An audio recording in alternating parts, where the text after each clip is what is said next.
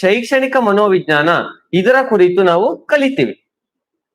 ನಾವು ನಿನ್ನೆ ತರಗತಿಯಲ್ಲಿ ಏನೆಲ್ಲ ಕಲ್ತಿದ್ವಿ? ಶೈಕ್ಷಣಿಕ ಮನೋವಿಜ್ಞಾನದ ವ್ಯಾಪ್ತಿ ಮತ್ತು ಶಾಖೆಗಳ ಬಗ್ಗೆ ಕಲ್ತಿದ್ವಿ. ಅಂದ್ರೆ ನಾವು ಶೈಕ್ಷಣಿಕ ಮನೋವಿಜ್ಞಾನಕ್ಕೆ ಹೋಗ್ಲಿಕ್ಕಿಂತ ಮುಂಚೆ ಮನೋವಿಜ್ಞಾನ ಅಂದ್ರೇನು ತಿಳಿಬೇಕಿತ್ತು. ಅದ್ ಎಲ್ಲೆಲ್ಲಿ ಬಳಸ್ತಾರೆ ಅಂತ ತಿಳಿಬೇಕಿತ್ತು. ಅದರ ವ್ಯಾಪ್ತಿ ಎಲ್ಲೆಲ್ಲ ಹರಡಿದೆ ಅಂತ. ಆ ಹರಡಿರೋದ್ರಲ್ಲಿ ನಮ್ಮ ಶೈಕ್ಷಣಿಕ ಮನೋವಿಜ್ಞಾನದ ಬಗ್ಗೆನೂ ಕೂಡ ನಾವು ತಿಳಿದ ನಿನ್ನೆ. ಅಂದ್ರೆ ಅದು ಎಲ್ಲಿ ಕಂಡು ಬರ್ತದೆ? ಈ ಮನೋವಿಜ್ಞಾನದ ಶಾಖೆಗಳಲ್ಲಿ ಶುದ್ಧ ಮನೋವಿಜ್ಞಾನ ಮತ್ತು ಅನ್ವಯಿಕ ಮನೋವಿಜ್ಞಾನ ಎರಡು ಶಾಖೆಗಳು ಬರ್ತದೆ. ಅದರಲ್ಲಿ ಈ ಅನ್ವಯಿಕ ಶಾಖೆಯಲ್ಲಿ ಶೈಕ್ಷಣಿಕ ಮನೋವಿಜ್ಞಾನ ಬರ್ತದೆ. ಇದು ನೀವು ನಿನ್ನೆ ತರಗತಿಗಳು ನೋಡಿದ್ರ. ಯಾರೆಲ್ಲ ನಿನ್ನೆ ತರಗತಿ ನೋಡಿಲ್ಲ ಅಥವಾ ಹಿಂದಿನ ತರಗತಿಗಳನ್ನ ನೋಡ್ಲಿಲ್ಲ, ಡಿಸ್ಕ್ರಿಪ್ಷನ್ ಅಲ್ಲಿ ಲಿಂಕ್ ಕೊಟ್ಟಿರ್ತೇನೆ, ಅದರ ಮೂಲಕ ವೀಕ್ಷಿಸಿ. ಇಂದು ಕ್ಲಾಸ್ 3 ಯಾವ ವಿಷಯ ಕಲಿತೀವಿ? ಶೈಕ್ಷಣಿಕ ಮನೋವಿಜ್ಞಾನ, ಇದರ ಪರಿಕಲ್ಪನೆ, ವ್ಯಾಖ್ಯೆಗಳು, ಶಿಕ್ಷಣ ತಜ್ಞರ ವಾದಗಳು, ಸ್ವರೂಪ ಮತ್ತು ಪ್ರಮುಖ ಅಂಶಗಳ ಬಗ್ಗೆ ನಾವು ತಿಳಿತೀವಿ. ಇಷ್ಟು ವರ್ಷದ ಪ್ರಶ್ನೆಗಳನ್ನು ನಾವು ವಿಶ್ಲೇಷಣೆ ಮಾಡಿದಾಗ 80% ವ್ಯಾಖ್ಯೆಗಳಿಂದನೇ ಬಂದಿದೆ ಪ್ರಶ್ನೆ. ಒಂದು ವ್ಯಾಖ್ಯೆ ಕೊಡ್ತಾರೆ, ಆ ವ್ಯಾಖ್ಯೆ ಯಾರು ಹೇಳಿದ್ದು ಹೇಳಿ, ಅಲ್ಲೇ ನೀವು ಕನ್ಫ್ಯೂಸ್ ಆಗಿ ಬಿಡ್ತೀರಾ. ಈ ವ್ಯಾಖ್ಯೆಗಳು ವೆರಿ ವೆರಿ ಇಂಪಾರ್ಟೆಂಟ್, ಯಾರು ಏನ್ ಹೇಳಿದ್ರು ಅನ್ನೋದು. 80%, ಈಗ 100 ಅದರಲ್ಲಿ 80% ಇದರಲ್ಲಿ ಬರೋ ಚಾನ್ಸಸ್ ಇದೆ. ಯಾವುದು? ವ್ಯಾಖ್ಯೆಗಳ ವಿಷಯದ ಮೇಲೆ. ಇನ್ನು ಸ್ವರೂಪ, ಧನಾತ್ಮಕ ಮತ್ತು ಅನ್ವಯಿಕ, ಅದನ್ನ ಮುಂದೆ ಹೇಳ್ತೀನಿ ಏನಂತ. ಅದರಲ್ಲಿ 65%, ಸ್ವರೂಪದಲ್ಲಿ 65% ಪ್ರಶ್ನೆ ಬರೋ ಚಾನ್ಸಸ್ ಇದೆ. ಇನ್ನು ಶೈಕ್ಷಣಿಕ ಮನೋವಿಜ್ಞಾನದ ಪಿತಾಮಹ ಯಾರು ಅಂತ ಕೇಳ್ತಾರೆ. ಇದು ನಿಮಗೆ ಗೊತ್ತಿರಲೇಬೇಕು, ಅರ್ಥ ಆಯ್ತಾ? ಎಡ್ವರ್ಡ್ ಥಾರ್ನ್ಡೈಕ್. ಇದೊಂದು ಪದ ಕೇಳಿ, ಇದ್ರಲ್ಲಿ ಯಾವ್ದು ತಿರುಗಿ ಮುರುಗಿಸಿ ಕೇಳಕ್ ಆಗುದಿಲ್ಲ. ಥಾರ್ನ್ಡೈಕೆ ಫಿಕ್ಸ್, ಇದೊಂದು ನೆನ್ಪಿಟ್ಕೊಳ್ಳಿ. ಮನೋವಿಜ್ಞಾನದ ಪಿತಾಮಹ ಸಿಗ್ಮಂಡ್ ಫ್ರೈಡ್, ಆಧುನಿಕ ಮನೋವಿಜ್ಞಾನದ ಪಿತಾಮಹ ಯಾರು? ವಿಲಿಯಂ ಹುಂಟ್. ಅದೇ ರೀತಿ ಶೈಕ್ಷಣಿಕ ಮನೋವಿಜ್ಞಾನದ ಪಿತಾಮಹ ಎಡ್ವರ್ಡ್ ಥಾರ್ನ್ಡೈಕ್. ಇದನ್ನ ನೆನ್ಪಿಟ್ಕೊಳ್ಳಿ ನೀವು. ನೋಡಿ, ಈಗ ಹೇಳಿದಿದೆ ಶೈಕ್ಷಣಿಕ ಮನೋವಿಜ್ಞಾನದ ಪಿತಾಮಹ ಎಡ್ವರ್ಡ್ ಲಿ ಥಾರ್ನ್ಡೈಕ್. ಇದು ಯಾವ ವಿಜ್ಞಾನಕ್ಕೆ ಒಳಪಡ್ತದೆ? ಕೇಳ್ತಾರೆ ಪರೀಕ್ಷೆಯಲ್ಲಿ. ನಾನು ಮುಂಚೆನೂ ಹೇಳಿದ್ದೆ ಹಿಂದಿನ ತರಗತಿಯಲ್ಲಿ. ಶೈಕ್ಷಣಿಕ ಮನೋವಿಜ್ಞಾನವು ಯಾವ ವಿಜ್ಞಾನ ಅಂತ ಹೇಳಿ 4 ಆಪ್ಷನ್ ಕೊಡ್ತಾರೆ. ಇದು ಧನಾತ್ಮಕ ವಿಜ್ಞಾನ ಮತ್ತು ಅನ್ವಯಿಕ ವಿಜ್ಞಾನವಾಗಿದೆ. ಅಂದ್ರೆ ಶಾಖೆಯಲ್ಲಿ ಅನ್ವಯಿಕ ಶಾಖೆಯಲ್ಲಿ ಬರ್ತದೆ. ಅನ್ವಯಿಕ ಅಂತಂತಿದ್ರೆ ಅದು ಫಿಕ್ಸ್ ಅಂತ ಅರ್ಥ, ಅಥವಾ ಧನಾತ್ಮಕ, ಯಾಕಂದ್ರೆ ಇದು ಪಾಸಿಟಿವ್ ವಿಚಾರಗಳನ್ನು ಮಾತ್ರ ಇದು ಮಾಡ್ತದೆ. ಇದು ಅಂದ್ರೆ ಪಾಸಿಟಿವ್ ಆಗಿರ್ಲಿಕ್ಕೆ ತಿಳಿಸ್ತದೆ. ಮುಖ್ಯ ಕೇಂದ್ರ ಬಿಂದು ಯಾರು ಶೈಕ್ಷಣಿಕ ಮನೋವಿಜ್ಞಾನದಲ್ಲಿ? ಕಲಿಯುವವರು ಅಥವಾ ವಿದ್ಯಾರ್ಥಿ ಅಂತ ಹೇಳ್ಬಹುದು, ಅಥವಾ ಕಲಿಕಾರ್ಥಿ. ನೆನ್ಪಿಟ್ಕೊಳ್ಳಿ, ಶೈಕ್ಷಣಿಕ ಮನೋವಿಜ್ಞಾನದ ಕೇಂದ್ರ ಬಿಂದುವೇ ಕಲಿಕಾರ್ಥಿ. ಯಾಕಂದ್ರೆ ಅವನನ್ನು ನಾವು ವರ್ತನೆಯಲ್ಲಿ ಬದಲಾವಣೆ ಮಾಡಿ ಸಮಾಜಕ್ಕೆ ತರ್ಲಿಕ್ಕೋಸ್ಕರನೇ ಈ ಶೈಕ್ಷಣಿಕ ಮನೋವಿಜ್ಞಾನ ಇರೋದು. ಅವ್ರನ್ನ ಅರ್ಥ ಮಾಡ್ಕೊಳ್ಳಿಕ್ಕೆ, ಅವ್ರಿಗೆ ಕಲಿಸುವುದು ಹೇಗೆ, ಅವ್ರನ್ನ ನಾವು ನಿಭಾಯಿಸುವುದು ಹೇಗೆ, ಅವ್ರ ಜೊತೆ ಹೊಂದ್ಕೊಳ್ಳುವುದು ಹೇಗೆ, ಇಂಥದ್ದೆಲ್ಲ ಇರುವುದೇ ಈ ಮಕ್ಕಳಿಗೋಸ್ಕರ. ಅದಕ್ಕೋಸ್ಕರ ನಾವು ಶೈಕ್ಷಣಿಕ ವಿಜ್ಞಾನವನ್ನು ಓದ್ತಾ ಇದ್ವಿ. ಪ್ರಮುಖ ಬೋಧನಾ ವಿಧಾನ ಯಾವುದು ಮಕ್ಕಳಿಗೆ? ಅಂದ್ರೆ ಪ್ರಾಯೋಗಿಕ ಮತ್ತು ನಿಯಂತ್ರಿತ ವೀಕ್ಷಣೆ. ಅಂದ್ರೆ ಅವರ ಪ್ರಕ್ರಿಯೆಗಳು, ಅವರ ಬದಲಾವಣೆಗಳೇನು ಅನ್ನೋದು. ಅಂದ್ರೆ ಬೋಧನಾ ವಿಧಾನ ಅನ್ನೋದಕ್ಕಿಂತ ಹೆಚ್ಚಾಗಿ ಅವರನ್ನ ನಾವು ಹೇಗೆ ನೋಡ್ತೀವಿ, ಹೇಗೆ ಪರೀಕ್ಷೆ ಮಾಡ್ಕೊಳ್ತೀವಿ, ಅವರನ್ನು ನಾವು ಹೇಗೆ ಅವಲೋಕನ ಮಾಡ್ತೀವಿ, ಆ ವಿಚಾರ. ಇದು ಇಷ್ಟು ಇಂಪಾರ್ಟೆಂಟ್, ನಾವು ಮುಂದೆ ನೋಡ್ತಾ ಹೋಗ್ತೀವಿ. ನೋಡಿ, ಈಗ ಫಸ್ಟ್ನೇದ್ರಲ್ಲಿ ನಾವು ಶೈಕ್ಷಣಿಕ ಮನೋವಿಜ್ಞಾನದ ಪರಿಕಲ್ಪನೆ ಏನು ಅನ್ನೋದ ತಿಳಿದು ಬಿಡುವ. ಅಂದ್ರೆ ಏನು ಶೈಕ್ಷಣಿಕ ಮನೋವಿಜ್ಞಾನ? ಅಂದ್ರೆ ಮನೋವಿಜ್ಞಾನದ ನಿಯಮಗಳು, ಸಿದ್ಧಾಂತಗಳು ಮತ್ತು ಸಂಶೋಧನೆಗಳನ್ನು ಶಿಕ್ಷಣ ಕ್ಷೇತ್ರಕ್ಕೆ ಅನ್ವಯಿಸುವುದೇ ಶೈಕ್ಷಣಿಕ ಮನೋವಿಜ್ಞಾನ. ನಿನ್ನೆ ತರಗತಿ ನೀವು ನೋಡಿರ್ತೀರ, ಶುದ್ಧ ಮನೋವಿಜ್ಞಾನದ ಕೆಲಸವೇ ಇದು. ಏನು? ನಿನ್ನೆನು ಹೇಳಿದ್ದೀನಿ, ನಿಯಮಗಳು, ಮನೋವಿಜ್ಞಾನದ ನಿಯಮಗಳು, ಸಿದ್ಧಾಂತ, ಸಂಶೋಧನೆಗಳನ್ನು ಶಿಕ್ಷಣ ಕ್ಷೇತ್ರದಲ್ಲಿ ಏನ್ ಮಾಡ್ಬೇಕು ಅನ್ನೋದು ಶುದ್ಧ ಮನೋವಿಜ್ಞಾನ ತಿಳಿಸ್ತದೆ. ಆದ್ರೆ ಈ ಅನ್ವಯಿಕ ಮನೋವಿಜ್ಞಾನ ಅವರು ತಿಳಿಸಿದ್ದನ್ನು ಏನ್ ಮಾಡ್ತಾರೆ? ಇಲ್ಲಿ ಅಪ್ಲೈ ಮಾಡ್ತಾರೆ ಶಿಕ್ಷಣದಲ್ಲಿ. ಅರ್ಥ ಆಯ್ತಾ? ನಿಮಗೆ ನಾನು ನಿನ್ನೆ ಉದಾಹರಣೆ ಕೊಟ್ಟೆ. ಒಂದು ಬೆಣ್ಣೆ ಮಾಡ್ಬೇಕು ಅಂದ್ರೆ ಹೇಗ್ ಮಾಡ್ಬೇಕು ಅಂತ ಒಂದು ಥಿಂಕಿಂಗ್ ಬರ್ತದೆ ನಿಮ್ ತಲೆಯಲ್ಲಿ. ಆಗ ನೀವೇನ್ ಮಾಡ್ಬೇಕು? ಕೇಳ್ತೀರಾ ಹೇಗ್ ಮಾಡುದು, ಎತ್ತ ಮಾಡುದು ಅಂತ ಅಮ್ಮನ್ ಕೇಳ್ತಾರೆ. ಅಮ್ಮ ಏನ್ ಹೇಳ್ತಾರೆ? ನೋಡಮ್ಮ, ನೀನ್ ಮೊಸರು ಮಾಡು, ನೆಕ್ಸ್ಟ್ ಮಜ್ಜಿಗೆ ಮಾಡು, ಅದಾದ್ಮೇಲೆ ಕಡಿ ಬೆಣ್ಣೆ ಬರ್ತದೆ ಅಂತ ಹೇಳ್ತಾರೆ. ಅಂದ್ರೆ ಅಮ್ಮ ಶುದ್ಧ ಮನೋವಿಜ್ಞಾನ, ನೀವು ಅನ್ವಯಿಕ ಮನೋವಿಜ್ಞಾನ. ಅಮ್ಮ ಶುದ್ಧ ಮನೋವಿಜ್ಞಾನವಾದ ಅಮ್ಮನಿಂದ ಕೇಳ್ಕೊಂಡು ಅನ್ವಯಿಕ ವಿಜ್ಞಾನವಾದ ನೀವು ಅದನ್ನ ಅಪ್ಲೈ ಮಾಡ್ತೀರಾ, ಕಡಿತೀರಾ, ಬೆಣ್ಣೆಯನ್ನು ತಗೊಳ್ತೀರಾ. ಈ ರೀತಿನೇ ನೆನ್ಪಿಟ್ಕೊಳ್ಳಿ, ಗೊತ್ತಾಗ್ತದೆ. ನೋಡಿ, ಈ ಶೈಕ್ಷಣಿಕ ಮನೋವಿಜ್ಞಾನ ಏನ್ ಮಾಡ್ತದೆ? ಕಲಿಯುವವರ ವರ್ತನೆಯನ್ನು ಮಾರ್ಪಾಡು ಮಾಡಲು ಸಹಕರಿಸುತ್ತದೆ. ನೋಡಿ, ಶಿಕ್ಷಣದ ಮೂಲ ಉದ್ದೇಶವೇ ವರ್ತನೆಯಲ್ಲಿ ಮಾರ್ಪಾಡು. ಅಂದ್ರೆ ಒಬ್ಬ ವಿದ್ಯಾರ್ಥಿ ಕೆಟ್ಟದಾರಿಗೆ ಹೋಗ್ತಿದ್ದಾನ, ವರ್ತನೆಯಲ್ಲಿ ಮಾರ್ಪಾಡು ಮಾಡ್ಬೇಕು. ಅಥವಾ ನಾವು ಸಣ್ಣ ವಯಸ್ಸಿಂದ ಒಂದೇ ಕ್ಲಾಸ್, ಅಂಗನವಾಡಿ, ಬೇಬಿ ಸಿಟಿಂಗ್ ಇಂದ ಹಾಕ್ತಿವಿ. ಯಾತಕ್ಕೋಸ್ಕರ ಹಾಕ್ತಾ ಇದೀವಿ? ಆ ಮಗುನ ನಾವು ಇಲ್ಲಿ ಫಾರ್ ಎಕ್ಸಾಂಪಲ್ ಪಳಗಿಸೋದು ಅಂತಾರಲ್ಲ, ಆ ಉದಾಹರಣೆ ತಗೊಳ್ಳಿ. ಸಮಾಜಕ್ಕೆ ಒಬ್ಬ ಜವಾಬ್ದಾರಿಯುತ ವ್ಯಕ್ತಿಯಾಗಿ ಬರಬೇಕು ಮುಂದೆ, ಅವನು ತನ್ನ ಶಿಕ್ಷಣವನ್ನು ಮುಗಿಸ್ಕೊಂಡು ಅಲ್ವಾ. ಅದಕ್ಕೋಸ್ಕರ ಅವನನ್ನು ಪಳಗಿಸೋದು ಅಂದ್ರೆ ಯಾವ ರೀತಿ ಒಳ್ಳೆಯ ವಿಚಾರಗಳನ್ನು ತಿಳಿಸಿ, ಮೌಲ್ಯಗಳನ್ನು ತಿಳಿಸಿ, ನೈತಿಕತೆಯನ್ನು ತಿಳಿಸಿ, ಅವನೇನಾದ್ರು ಕೆಟ್ಟ ದಾರಿಗೆ ಹೋಗೋದನ್ನ ತಡಿಲಿಕ್ಕೆ ವಿಚಾರಗಳನ್ನು ತಿಳಿಸ್ತಾರೆ. ಅದನ್ನೆಲ್ಲ ಏನು ಅನ್ನೋದನ್ನ ಶೈಕ್ಷಣಿಕ ಮನೋವಿಜ್ಞಾನ ತಿಳಿಸ್ತಾ ಹೋಗ್ತದೆ. ಅರ್ಥ ಆಯ್ತಾ? ಅದನ್ನಕ್ಕೋಸ್ಕರ ಅಪ್ಲೈ ಮಾಡ್ಕೊಳ್ತಾರೆ. ಶಿಕ್ಷಣ ಪ್ರಕ್ರಿಯೆಯನ್ನು ವೈಜ್ಞಾನಿಕವಾಗಿ ಅಧ್ಯಯನ ಮಾಡುತ್ತದೆ. ಅಂದ್ರೆ ಸುಮ್ನೆ ಅಧ್ಯಯನ ಮಾಡೋದಿಲ್ಲ, ಇದು ಸತ್ಯವನ್ನೇ ಕೇಳ್ತದೆ. ಏನು ಸತ್ಯ ಇದೆ ಅದ್ರ ಮೇಲೆ ಇದು ಅಧ್ಯಯನ ಮಾಡ್ತಾ ಹೋಗ್ತದೆ. ನೋಡಿ, ಇನ್ನ ಸುಲಭವಾಗಿ ನಿಮ್ಗೆ ತಿಳಿಸ್ತೀನಿ ಏನು ಅಂತ. ಇದು ನೋಡಿ, ಶೈಕ್ಷಣಿಕ ಮನೋವಿಜ್ಞಾನ ಎಂದ್ರೇನು. ಈಗ ಅಲ್ಲಿ ವಿಷಯ ಹೇಳಿದೆ, ಈಗ ಅದನ್ನ ಸರಳವಾಗಿ ಇನ್ನೂ ಕೂಡ ನಿಮ್ಗೆ ಅರ್ಥ ಮಾಡಿಸ್ತೀನಿ. ಶಿಕ್ಷಣ ಏನು? ಶಿಕ್ಷಣ ಅಂದ್ರೆ ವಿದ್ಯಾರ್ಥಿಗಳಲ್ಲಿ ಅಪೇಕ್ಷಿತ ಬದಲಾವಣೆಯನ್ನು ತರುವ ಪ್ರಕ್ರಿಯೆ, ಉತ್ತಮವಾದ ಬದಲಾವಣೆಗಳು. ಈಗಾಗ್ಲೇ ನಾನು ಹೇಳಿದೆ ಏನ್ ಪ್ರಕ್ರಿಯೆ ಅಂತ, ಸಮಾಜದಲ್ಲಿ ಒಂದು ಉತ್ತಮ ವ್ಯಕ್ತಿಯಾಗಿ ತರ್ಲಿಕ್ಕೆ. ಮನೋವಿಜ್ಞಾನ ಅಂದ್ರೇನು? ನಿನ್ನೆ ಮೊನ್ನೆ ಕಲ್ತು, ಮನಸ್ಸು ವರ್ತನೆಯ ವೈಜ್ಞಾನಿಕ ಅಧ್ಯಯನ. ಒಬ್ಬ ವ್ಯಕ್ತಿಯ ಮನಸ್ಸು ವರ್ತನೆ ಅಂದ್ರೆ ಶೈಕ್ಷಣಿಕ ಮನೋವಿಜ್ಞಾನ ಏನು? ಇದನ್ನ ಆಡ್ ಮಾಡೋದು ಎರಡನ್ನು.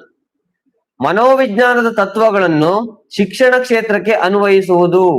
ಫಾರ್ ಎಕ್ಸಾಂಪಲ್, ಒಬ್ಬ ವ್ಯಕ್ತಿಯ ವರ್ತನೆಯನ್ನು ಹೆಂಗ್ ಚೇಂಜ್ ಮಾಡೋದು ಅಂತ ಶುದ್ಧ ಮನೋವಿಜ್ಞಾನ ಕೊಟ್ಟಿರ್ತದೆ. ಅದನ್ನ ನಾವು ಶಿಕ್ಷಣದಲ್ಲಿ ತರೋದು, ಅದನ್ನ ಅಪ್ಲೈ ಮಾಡ್ಕೊಳ್ಳೋದು.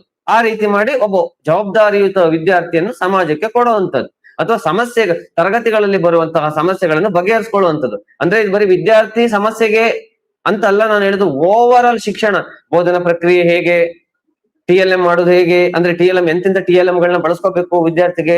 ಯಾಕಂದ್ರೆ ನಾನು ನೆನ್ನೆ ಹೇಳಿದೆ ನಿಮ್ಗೆ, ತರಗತಿ ನಿಂತಿರೋದೇ ಈ ಬೆಲ್ ಆಕಾರದ ಒಂದು ಆಕೃತಿಯಲ್ಲಿ. ಇಲ್ಲಿ 60% ಮಕ್ಳಿದ್ರೆ, ಅಂದ್ರೆ ಯಾವರೇಜ್ ಸ್ಟೂಡೆಂಟ್ 60 ಜನ ಇರ್ತಾರೆ ಒಂದು ತರಗತಿಯಲ್ಲಿ. 100 ಜನ ಲೆಕ್ಕ ತಗೊಂಡ್ರೆ 20% ಗಿಫ್ಟೆಡ್ ಅಥವಾ ಪ್ರತಿಭಾನ್ವಿತರು, ಇನ್ 20% ಸ್ಲೋ ಲರ್ನರ್ ಇರ್ತಾರೆ. ಅಂದ್ರೆ ಇವರೆಲ್ಲರೂ ನೀವು ಬ್ಯಾಲೆನ್ಸ್ ಮಾಡ್ಬೇಕಲ್ಲ. ಎಷ್ಟೋ ಸಮಸ್ಯೆಗಳು ಬಂದು ಬಿಡ್ತದೆ ಈ ಟೈಮಲ್ಲಿ. ಎಲ್ಲರಿಗೂ ಒಂದೇ ರೀತಿ ಪಾಠ ಮಾಡೋಕ್ ಆಗುದಿಲ್ಲ, ನೀವು ಒಂದೇ ರೀತಿ ಲೆಸನ್ ಪ್ಲಾನ್ ಮಾಡೋಕ್ ಆಗುದಿಲ್ಲ ಅಲ್ವಾ. ಇದನ್ನೆಲ್ಲ ಹೆಂಗ್ ನಿಭಾಯಿಸ್ಕೊಳ್ಳೋದು ಅನ್ನೋದನ್ನ ಇದು ಅಪ್ಲೈ ಮಾಡಿ ವೈಜ್ಞಾನಿಕವಾಗಿ ಅಧ್ಯಯನ ಮಾಡ್ತದೆ. ಅದು ನಿಜ ಆಯ್ತು ಅಂತಂದ್ರೆ ಅದನ್ನು ಶಿಕ್ಷಣಕ್ಕೆ ಬಿಡುಗಡೆ ಮಾಡಿ ಬಿಡ್ತಾರೆ. ಫಾರ್ ಎಕ್ಸಾಂಪಲ್, ಈಗ PhD ಮಾಡ್ತಿದ್ರ ಅಂತ ಅನ್ಕೊಳ್ಳಿ. ನೀವು PhD ಮಾಡೋದಂದ್ರೆ ಏನು? ಒಂದು ವಿಷಯದ ಕುರಿತು ಸಂಶೋಧನೆ ಮಾಡ್ತಾ ಇದ್ದೀರಾ, ಇಂದಿನ ಸಿದ್ಧಾಂತಗಳನ್ನೆಲ್ಲ ತಗೊಂಡು. ಈಗ ಹಿಂದೆ ಮಾಡಿರ್ತಾರಲ್ಲ PhD, ಅವುಗಳನ್ನ ನೀವು ರೆಫರ್ ಮಾಡ್ತೀರಾ. ರೆಫರ್ ಮಾಡಿ ನಿಮ್ದೇ ಆದ ಒಂದು ಸಂಶೋಧನೆ ಮಾಡ್ತೀರಾ. ಅದೇನಾದ್ರು ವರ್ಕ್ ಆಯ್ತು ಅಂತಂದ್ರೆ ಮಾತ್ರ ನಿಮ್ಗೆ PhD ಕೊಡೋದು. ಅದನ್ನ ಅನ್ವಯಿಸ್ತಾರೆ, ಬೇರೆಯವರಿಗೆ ಇದ್ ಮಾಡ್ತಾರೆ. ಇಲ್ಲ ಅಂತಂದ್ರೆ ಅದು ಆಗೋದಿಲ್ಲ, ಮತ್ ಮುಂದುವರಿತಾನೇ ಇರ್ತದೆ ಆ ಸಂಶೋಧನೆ. ಅರ್ಥ ಆಯ್ತಾ? ಈ ರೀತಿ ನಿಮ್ಗೆ ಅರ್ಥ ಆಯ್ತು ಅಂತ ಭಾವಿಸ್ತೇನೆ. ಅರ್ಥ ಆಗ್ಲಿಲ್ಲ ಅಂತಂದ್ರೆ ಒಂದು ಕಮೆಂಟ್ ಮಾಡಿ. ನೋಡಿ, ಶೈಕ್ಷಣಿಕ ಮನೋವಿಜ್ಞಾನವು ವಿದ್ಯಾರ್ಥಿಗಳು ಹೇಗೆ ಕಲಿಯುತ್ತಾರೆ. ನಾನು ಹೇಳಿದೆ 100 ಜನ ವಿದ್ಯಾರ್ಥಿ ಅಂದ್ರೆ 100 ಜನ ವಿಭಿನ್ನವಾಗಿರ್ತಾರೆ. ಅವರೆಲ್ಲರೂ ಹೇಗೆ ಕಲಿತಾರೆ, ಶಿಕ್ಷಕರು ಹೇಗೆ ಕಲಿಸ್ಬೇಕು, ಕಲಿತಿದ್ದವ್ರಿಗೆ ಹೇಗೆ ಕಲಿಸ್ಬೇಕು, ಸ್ಪೀಡ್ ಲರ್ನರ್ಗೆ ಅಂದ್ರೆ ವೇಗವರ್ಧಿತ ಮಕ್ಕಳಿಗೆ ಹೇಗೆ ಕಲಿಸ್ಬೇಕು, ಸ್ಲೋ ಲರ್ನರ್ಗೆ ಹೇಗೆ ಕಲಿಸ್ಬೇಕು, ವಿಶೇಷ ಮಕ್ಕಳಿಗೆ ಹೇಗೆ ಕಲಿಸ್ಬೇಕು ಅನ್ನೋದನ್ನ ಹೇಳ್ತದೆ. ಶಾಲೆಯ ವಾತಾವರಣ ಹೇಗಿರ್ಬೇಕು ನೋಡಿ. ಫಾರ್ ಎಕ್ಸಾಂಪಲ್, ಸಿಟಿಗಳಲ್ಲಿ ಶಾಲೆಗಳನ್ನ ಓಪನ್ ಮಾಡ್ಲಿಕ್ಕೆ ಬಿಡುವುದಿಲ್ಲ. ಯಾಕೆ? ಧ್ವನಿಗಳಿರ್ತದೆ, ಅಂದ್ರೆ ಹಾರ್ನ್ ಸೌಂಡ್ಗಳಿರ್ತದೆ. ಇದರಿಂದ ಏನಾಗ್ತದೆ, ಮಕ್ಕಳ ಗಮನ ಎಲ್ಲ ಹೊರಗಡೆ ಸಿಟಿ ಕಡೆ ಹೋಗಿ ಬಿಡ್ತದೆ. ಆಗೇನಾಗ್ತು, ಅಲ್ಲಿ ಟೀಚಿಂಗ್ ನೀವು ಮಾಡಿದ್ರು ಕೂಡ ವೇಸ್ಟ್ ಆಯ್ತಲ್ಲ. ಇದು ಸಣ್ಣ ಉದಾಹರಣೆ ಕೊಡ್ತಿರೋದು ಅಷ್ಟೇ. ಅದರಿಂದ ಹೊರಗಡೆ ಇರ್ಬೇಕು ಅಂದ್ರೆ ವಾತಾವರಣ ಹೇಗಿರ್ಬೇಕು, ಅಂದ್ರೆ ಶಿಕ್ಷಕರ ವಿದ್ಯಾರ್ಥಿಗಳ ಸಂಬಂಧ ಹೇಗಿರ್ಬೇಕು. ಬರೀ ವಾತಾವರಣ ಅಂತಾನೆ ಹೊರಗಡೆದಲ್ಲ, ಮನಸ್ಸಿನ ವಾತಾವರಣನು ಕೂಡ. ಅರ್ಥ ಆಯ್ತಾ? ವಿದ್ಯಾರ್ಥಿಗಳ ನಡುವೆ ಹೇಗಿರ್ಬೇಕು, ಅದನ್ನ ಡೆವಲಪ್ಮೆಂಟ್ ಮಾಡೋದು ಹೇಗೆ, ಶಿಕ್ಷಕರು ಹೇಗಿರ್ಬೇಕು. ಹೊರಗಡೆ ಅಂದ್ರೆ ಮಗುವಿನ ಸರ್ವಾಂಗೀಣ ಬೆಳವಣಿಗೆಗೆ ಬೇಕಾದ ಹೊರಗಡೆ ಶಾಲೆಯಲ್ಲಿ ತೋಟ ಇರ್ಬೇಕು, ಕೈ ತೋಟ. ಯಾಕಂದ್ರೆ ಮಗು ಅದ್ರಲ್ಲಿ ಕೆಲಸ ಮಾಡ್ಬೇಕು, ನೀರ್ ಹಾಕ್ಬೇಕು, ಪಾಲನೆ ಪೋಷಣೆ ಮಾಡ್ಬೇಕು, ಮತ್ತೆ ಉತ್ತಮ ಗಾಳಿ ಬರುವಂತ ಜಾಗದಲ್ಲಿ ಇರ್ಬೇಕು, ವೆಂಟಿಲೇಷನ್ ಇರ್ಬೇಕು. ಅರ್ಥ ಆಯ್ತಾ? ಅಂದ್ರೆ ಗಾಳಿಯೇ. ನೆಕ್ಸ್ಟ್ ಬೆಳಕಿನ ವ್ಯವಸ್ಥೆ ಇರಬೇಕು, ಕುಡಿಯೋ ನೀರಿನ ವ್ಯವಸ್ಥೆ ಇರಬೇಕು, ಸರಿಯಾದ ಸಮಯದಲ್ಲಿ 40 ನಿಮಿಷಕ್ಕೆ ಒಂದರಂತೆ ಪಾಠಗಳಾಗ್ಬೇಕು. ಅರ್ಥ ಆಯ್ತಾ? ಭೌತಿಕ ಪರಿಸರವಾಗುವುದು, ಎಲ್ಲ ಆರ್ಥಿಕ ಪರಿಸರ ಆಗಿರ್ಬೋದು. ಶಾಲೆಗಳಲ್ಲಿ ಏನಾಗಿರ್ಬೇಕು, ಎಲ್ಲಾ ಸೌಲಭ್ಯಗಳು ದೊರಕಬೇಕು. ಏನೇನ್ ಸೌಲಭ್ಯ ಹೇಗೆಲ್ಲ ದೊರಕಬೇಕು, ಯಾವ್ದೆಲ್ಲ ಇರ್ಬೇಕು, ಈ ರೀತಿ ತಿಳಿಸ್ತಾ ಹೋಗ್ತದೆ. ಇದನ್ನೆಲ್ಲ ನಾವು ನೋಡಿದಾಗ ಶೈಕ್ಷಣಿಕ ಸನ್ನಿವೇಶದಲ್ಲಿ ವ್ಯಕ್ತಿ ವಿಕಾಸದ ಕ್ರಮಬದ್ಧ ಅಧ್ಯಯನ ಮಾಡುವುದಾಗಿದೆ. ಅಂದ್ರೆ ಇವೆಲ್ಲ ನೀವು ಒದಗಿಸಿ ಕೊಟ್ಟು ಬಿಟ್ರಿ ಅಲ್ಲ, ಅದು ಒಂದು ಪಾರ್ಟ್. ಆದ್ರೆ ಇದೆಲ್ಲ ಒದಗಿಸಿ ಕೊಟ್ಟು ಕೂಡ ಅವನಲ್ಲಿ ಬೆಳವಣಿಗೆ ಮತ್ತು ವಿಕಾಸದಲ್ಲಿ ಏನ್ ಬದಲಾವಣೆ ಆಗ್ತಾ ಇದೆ, ವಿಕಾಸದ ಕ್ರಮಬದ್ಧ ಅಧ್ಯಯನ. ಫಾರ್ ಎಕ್ಸಾಂಪಲ್ ನೋಡಿ, ದೈಹಿಕ ಶಿಕ್ಷಣ ಇದೆಯಲ್ಲ, ಇದು ಮಕ್ಕಳಿಗೆ ಬೇಕೇ ಬೇಕು. ಈಗ ನಮ್ಮ ಪ್ರಸ್ತುತ ದಿನ ಹೇಗಾಗುಂಟು ಗೊತ್ತಾ, ಎಲ್ಲ ಬಾಯಾಟ್ ಮಾಡಿ ಪರೀಕ್ಷೆ ಬರ್ಸಿ, ನೀನ್ ಪರೀಕ್ಷೆಲೇ ಪಾಸ್ ಆಗ್ಬೇಕು, ನಿಂಗೆ PT ಪೀರಿಯಡ್ ಇಲ್ಲ. ಅದಕ್ಕೋಸ್ಕರ ಶಿಕ್ಷಣ ಇಲಾಖೆ ಏನ್ ಮಾಡ್ತು, ಒಂದು ಆರ್ಡರ್ ಮಾಡ್ತು, ಏನಂತ, ಮಕ್ಕಳಿಗೆ ದೈಹಿಕ ಶಿಕ್ಷಣ ಅಗತ್ಯವಿದೆ, ಬಿಡ್ಲೇಬೇಕು, ಸ್ಪೆಷಲ್ ಕ್ಲಾಸ್ ಮಾಡಂಗಿಲ್ಲ ನೀವು ಅಂತ. ಯಾಕಂದ್ರೆ ಮಗುವಿನ ಜ್ಞಾನಾತ್ಮಕ ಬೆಳವಣಿಗೆ ಜೊತೆ ದೈಹಿಕ ಬೆಳವಣಿಗೆ ಕೂಡ ಬೇಕು. ಅವುಗಳನ್ನು ಕುರಿತು ವಿಚಾರಗಳಿವೆ ಇದರಲ್ಲಿ, ಈ ಶೈಕ್ಷಣಿಕ ಮನೋವಿಜ್ಞಾನದಲ್ಲಿ. ಇದು ಒಬ್ಬ ವಿದ್ಯಾರ್ಥಿಯನ್ನು ಜವಾಬ್ದಾರಿಯುತ ನಾಗರಿಕ, ಉತ್ಪಾದಕ ಹಾಗೂ ಸೃಜನಶೀಲ ವ್ಯಕ್ತಿಯನ್ನಾಗಿ ಮಾಡುವ ಮೂಲಕ ಅವನಲ್ಲಿ ಸರ್ವತೋಮುಖ ಅಭಿವೃದ್ಧಿಯನ್ನು ಕಾಣಲು ಶಿಕ್ಷಕನಿಗೆ ಸಹಾಯ ಮಾಡ್ತದೆ. ನಾನು ಆಗ್ಲೇ ಹೇಳಿದೆ, ಸಮಾಜಕ್ಕೆ ಒಬ್ಬ ಉತ್ತಮ ಹುಡುಗನ್ ತರಬೇಕು, ವ್ಯಕ್ತಿ ತರಬೇಕು ಅಂತ. ಅಂದ್ರೆ ಜವಾಬ್ದಾರಿಯುತ ನಾಗರಿಕ ಅಂದ್ರೆ ನನ್ನ ಸಮಾಜ, ನನ್ನ ಪರಿಸರ, ನನ್ನ ಜನ ಅನ್ನೋ ಇದು ಬರ್ಬೇಕು. ಫಾರ್ ಎಕ್ಸಾಂಪಲ್, ಕಸ ಎಸಿತಿದ್ದಾನೆ ಅಂತಂದ್ರೆ ವಿದ್ಯಾರ್ಥಿ, ಅವನಿಗೆ ಸರಿಯಾದ ಶಿಕ್ಷಣ ಸಿಕ್ಲಿಲ್ಲ ಅಂತ ಅರ್ಥ. ಸಾರ್ವಜನಿಕವಾಗಿ ಎಸಿತಾನೆ ಅಂದ್ರೆ, ಅದೇ ಡಸ್ಟ್ಬಿನ್ ಹಾಕ್ತಿದ್ದಾನೆ ಅಂತಂದ್ರೆ ಅವ್ನ ಮೈಂಡ್ ಅಲ್ಲಿ ಇರ್ತದೆ, ನಾನಿಲ್ಲಿ ಕಸ ಎಸೆದ್ರೆ, ಕವರ್ ಎಸೆದ್ರೆ ದನಗಳು ತಿಂತದೆ, ಇದರಿಂದ ಏನಾಗ್ತದೆ, ಅವಾಗ ಪ್ರಾಬ್ಲಮ್ ಆಗ್ಬಿಡ್ತದೆ, ಅಥವಾ ಸ್ವಚ್ಛತೆ ಹಾಳಾಗ್ತದೆ. ಅದನ್ನ ಡಸ್ಟ್ಬಿನ್ ಹಾಕಿದ್ರೆ ಅವನಲ್ಲಿ ಜವಾಬ್ದಾರಿಯುತ ನಾಗರಿಕ ಆಗ್ತಾನೆ. ಉತ್ಪಾದಕ ಅಂದ್ರೆ ಸಮಾಜದಲ್ಲಿ ಅವನು ಮುಂದೆ ಬಂದು ದೇಶ ಕೊಡುಗೆ ಕೊಡಬೇಕು, ದೇಶದ ಆರ್ಥಿಕತೆ ಕೊಡುಗೆ ಕೊಡಬೇಕು, ಅಥವಾ ಏನಾದ್ರು ಒಂದು ಅಚೀವ್ಮೆಂಟ್ ಮಾಡ್ಬೇಕು, ಮುಂದೆ ದೊಡ್ಡ ವಿಜ್ಞಾನಿ ಆಗ್ಬೋದು, IAS ಆಫೀಸರ್ ಆಗ್ಬೋದು, IPS ಆಗ್ಬೋದು, ಅವರಿಂದ ದೇಶ ಉದ್ಧಾರ ಆಗ್ತದಲ್ಲ. ಒಂದು ಹೊಸ ಉತ್ಪಾದನೆ ಮೀನ್ಸ್ ದೇಶಕ್ಕೆ ಒಂದು ಪ್ರಗತಿಗೆ ಒಂದು ವಸ್ತುವನ್ನು ಕೊಡುವಂಥದ್ದು, ಅಂದ್ರೆ ವಸ್ತು ಅನ್ನೋಕ್ಕಿಂತ ಹೆಚ್ಚಾಗಿ ಕೊಡುಗೆ ಕೊಡುವಂಥದ್ದು.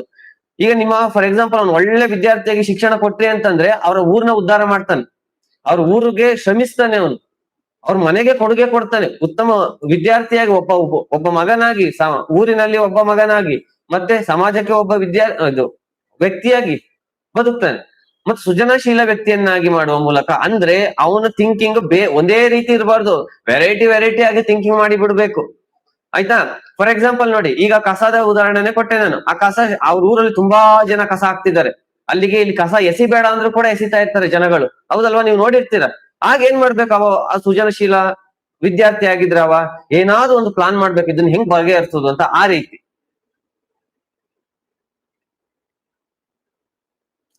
ನೋಡಿ, ಈ ಶೈಕ್ಷಣಿಕ ಮನೋವಿಜ್ಞಾನ ಮುಖ್ಯವಾಗಿ 3 ಅಂಶಗಳನ್ನು ಅಧ್ಯಯನ ಮಾಡ್ತದೆ. ಅದು ಯಾರು ಅಂತಂದ್ರೆ, ಒಂದು ವಿದ್ಯಾರ್ಥಿ, ಲರ್ನರ್.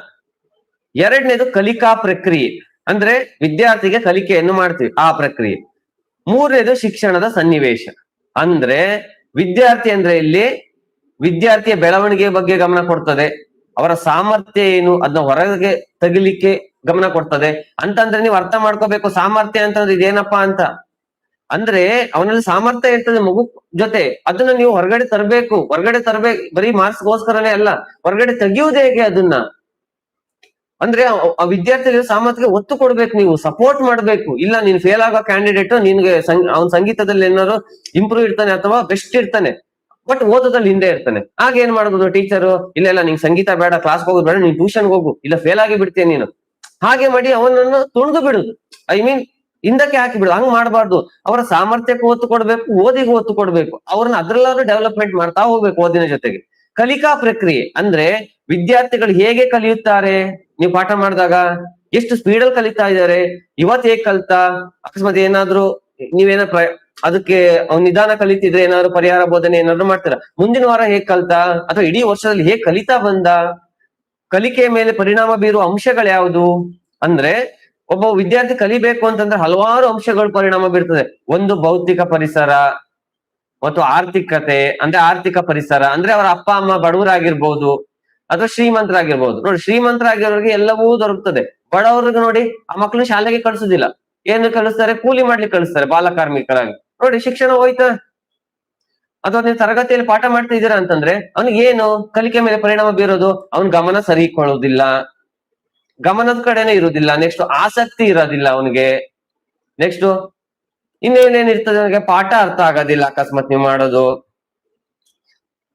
ಗಲಾಟೆ ಇರ್ತದೆ ತರಗತಿಯಲ್ಲಿ, ಅಥವಾ ನಿಮ್ಮ ಹತ್ರ ನೀವು TLM ಅವೈಲೇಬಲ್ ಇಲ್ಲ ಶಾಲೆಯಲ್ಲಿ. ಅಂದ್ರೆ ಈ ರೀತಿ ಏನೆಲ್ಲ ಪರಿಣಾಮ ಬೀರುವ ಅಂಶ ಅದನ್ನು ಅಧ್ಯಯನ ಮಾಡ್ತದೆ, ಅದನ್ನು ನಿವಾರಣೆ ಮಾಡೋದು ಹೇಗೆ ಅಂತ ತಿಳಿಸ್ತದೆ.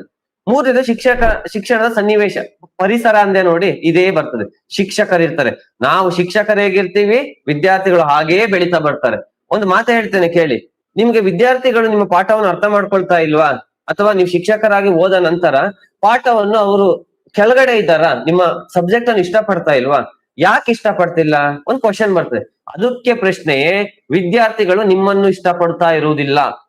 ಈ ಪ್ರಶ್ನೆಯಿಂದಲೇ ಇದರಿಂದಲೇ ನಿಮ್ಮ ಸಬ್ಜೆಕ್ಟ್ ಕೂಡ ಅವ್ರು ಇಷ್ಟಪಡೋದಿಲ್ಲ. ಅದಕ್ಕೆ ನಾವ್ ಏನ್ ಮಾಡ್ಬೇಕು, ಶಿಕ್ಷಕರಾದಂತವ್ರು ಅಥವಾ ಈಗಾಗಲೇ ಶಿಕ್ಷಕರಾಗಿರುವವರು ಅಥವಾ ಮುಂದೆ ಆಗುವವರು, ನಾವು ಮಕ್ಕಳನ್ನು ಆತ್ಮೀಯತೆಯಿಂದ ನೋಡ್ಬೇಕು, ಸ್ನೇಹಿತರಂತೆ ನೋಡ್ಬೇಕು, ನಮ್ಮನ್ನು ಇಷ್ಟಪಡೋ ರೀತಿ ನಾವು ಬದುಕ್ಬೇಕು, ಅವ್ರ ಮುಂದೆ ಇರ್ಬೇಕು. ಆಗ ಏನಾಗ್ತದೆ, ಮಕ್ಕಳು ನಿಮ್ಮನ್ನ ಇಷ್ಟಪಡ್ತಾರೆ. ನಿಮ್ಮನ್ನ ಇಷ್ಟಪಡ್ತು ಅಂತಂದ್ರೆ ಮಕ್ಕಳು ಸಬ್ಜೆಕ್ಟ್ ನು ಇಷ್ಟಪಡ್ತಾರೆ. ಅರ್ಥ ಆಯ್ತದ?